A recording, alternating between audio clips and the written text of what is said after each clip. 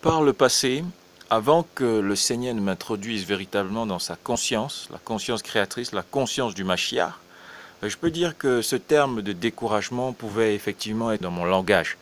C'est-à-dire que je peux avoir des situations où j'étais vraiment, je peux dire, j'étais passé par des découragements. Parce que ce n'est plus le cas aujourd'hui. Aujourd'hui, ce terme de découragement, je ne le vis plus de la même manière. C'est plus, je peux plus vraiment parler de découragement comme ça. Ouais, non, je peux plus.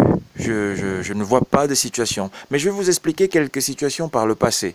Donc avant, effectivement, étant chrétien, étant dans le Seigneur, étant religieux, tout ce que vous voulez, tout ce qu'on voit aujourd'hui, eh bien, je pouvais vivre des situations où je me demandais, oui, qu'est-ce qui se passe? Est-ce que, Seigneur, est-ce que j'en suis? Où est-ce que j'en suis?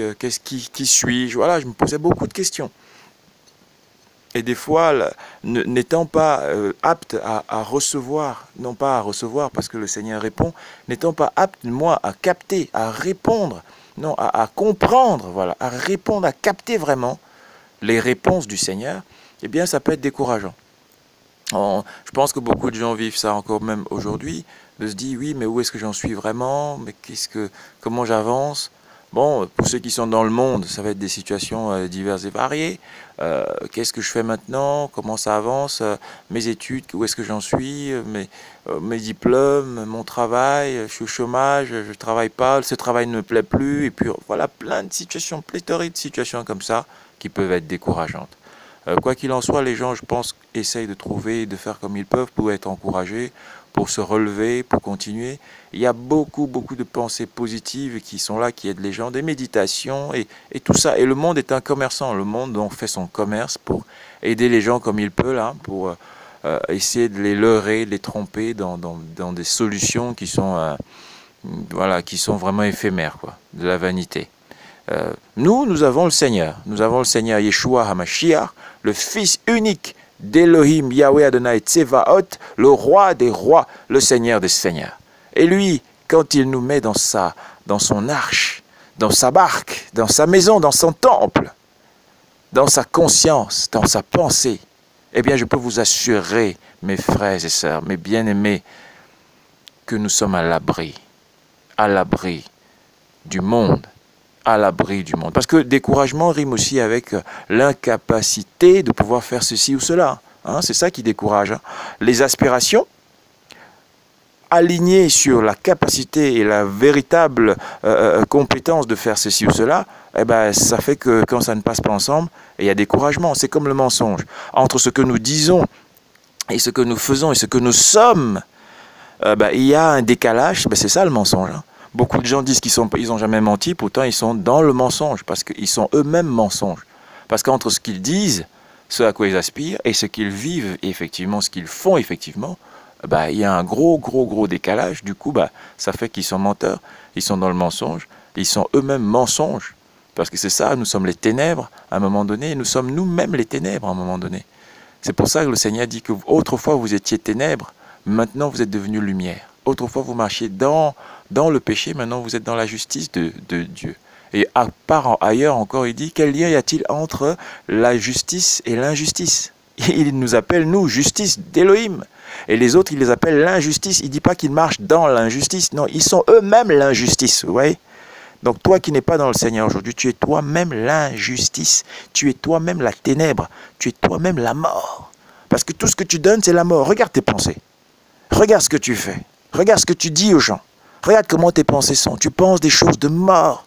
Tu dis des paroles mauvaises aux gens, des paroles méchantes. Si c'est ton cas, eh bien, tu es toi-même la mort, quel que soit ce que tu prétends être en Christ ou quoi que ce soit. Des gros mots qui sortent de ta bouche tout le temps. Tu es en train d'insulter les gens. Tu es en train de blaguer, faire des blagues sur des populations. Il y a des blagues sur les Belges, des blagues sur les machins, mais vous êtes en train de communiquer la mort. Comment est-ce qu'on peut trouver rigolo de pouvoir s'asseoir là et de faire des blagues méchantes sur des populations, sur des gens, des humains que le Créateur a créés? Vous vous rendez compte? Et il y en a qui en ont fait leur métier aujourd'hui. s'appellent des humoristes, et donc ils sont là, ils font des blagues malsaines, obscènes, tout ce que vous voulez, sur des gens, sur des situations, sur des populations, et soi-disant pour rire, pour décontracter. Donc l'humain en est arrivé là, à devoir se décontracter, la dépression, tout ça, ouais, atteint un certain niveau terrible, qu'on arrive à faire des abominations pour soi-disant apporter du positif. Tout ça, c'est des coloquintes sauvages, mes bien-aimés. C'est terrible. C'est terrible. Et après, quand ça continue de marcher comme ça, on s'est dit on est dépassé. Et du coup, découragement. Vous voyez des situations de découragement? Et il y en a comme ça, mais partout. On n'a pas le temps pour énumérer tout ça. Et il y en a tellement. La seule façon de sortir du découragement, c'est de venir à Christ. Venir à Christ selon son évangile, selon ses règles à lui et à lui seul.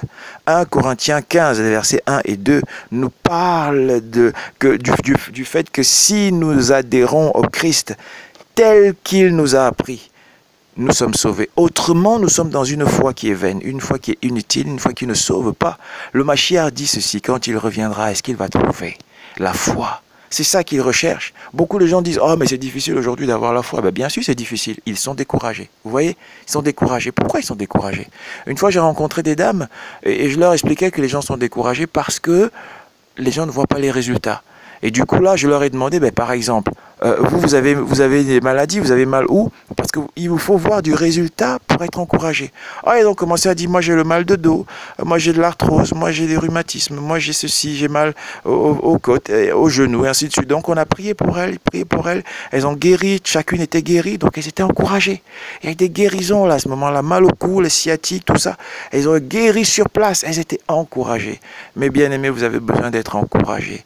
Et Christ est le seul à pouvoir nous encourager pour pas que nous soyons découragés. Vous voyez? Soyez fortifiés dans le Seigneur et l'encouragement ne vient que par le Seigneur car il est la vie. Quels que soient les achats que vous allez faire ici dehors, quel que soit le travail que vous allez avoir, quels que soient les biens matériels que vous allez avoir ici sur terre, ça ne vous préservera pas du découragement véritable, de l'opprobre, de la malédiction qui est descendue sur tout le monde entier parce que le monde est pécheur.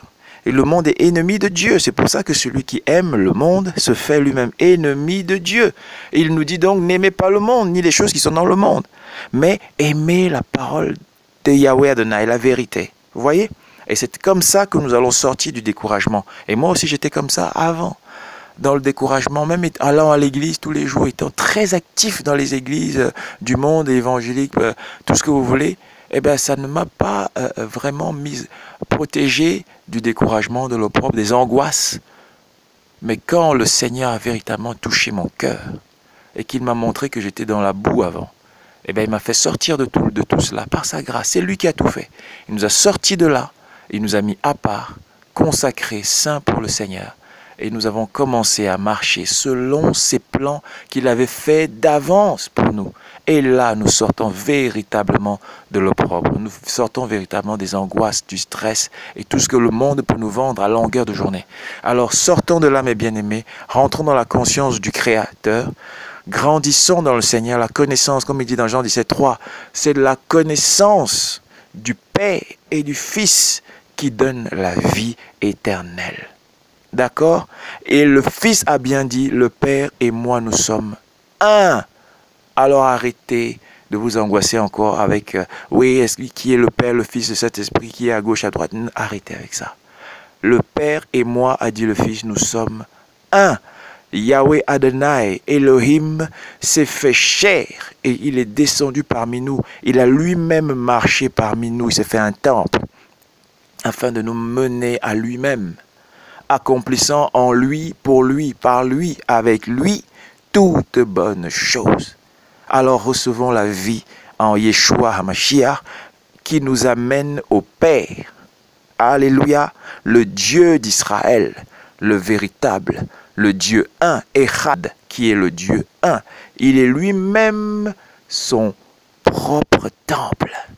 Et nous sommes son temple aujourd'hui. Donc il est en nous, manifestant les fruits, portant les fruits en abondance. Alors produisons des fruits. La joie, mes bien-aimés. Soyez dans la joie, car Yahweh Adonai est la paix et il nous donne la paix. Alors shalom sur vous tous au nom de Yeshua.